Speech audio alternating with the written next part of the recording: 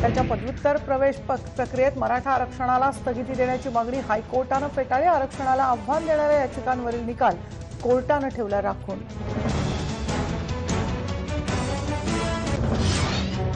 पालघर लोकसभेचे भाजप खासदार राजेंद्र गावित शिवसेनेत उद्धव ठाकरे आणि श्रीनिवास वनगा यांच्या उपस्थितीत बांधलं शिवबंधन।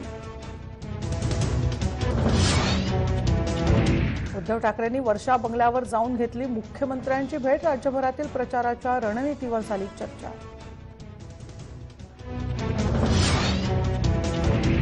आमदार प्रणिती शिंदेंना भाजपकडून अनेक वेळा ऑफर। काँग्रेसचे ज्येष्ठ नेते सुशीलकुमार शिंदेंचा गौप्यस्फोट।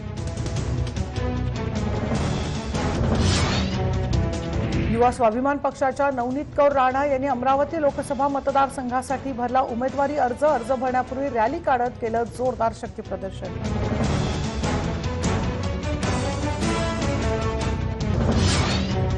सांगलीमधून स्वाभिमानी शेतकरी संघटनेच्या चिन्हावर काँग्रेसचा उमेदवार द्या। राजू शेट्टींनी काँग्रेसला अट घातल्याची सूत्रांची माहिती।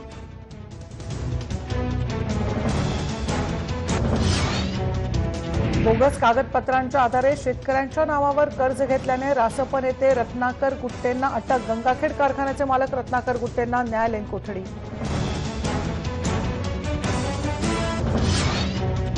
नाशिक जिल्ह्यातील सिन्नर एमआयडीसीमधील कारखान्यामध्ये स्फोट। दुपारच्या वेळेस स्फोट झाल्यानं मोठी दुर्घटना टळली। स्फोटाचं कारण अद्याप अस्पष्ट।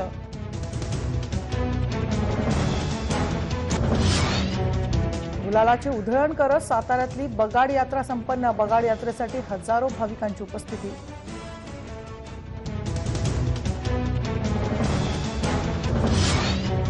आयपीएलमध्ये आज दिल्ली कॅपिटल्स आणि चेन्नई सुपर किंग्स यांच्यात लढत। पहिले सामने जिंकून दोन्ही संघाची विजयानं सुरुवात।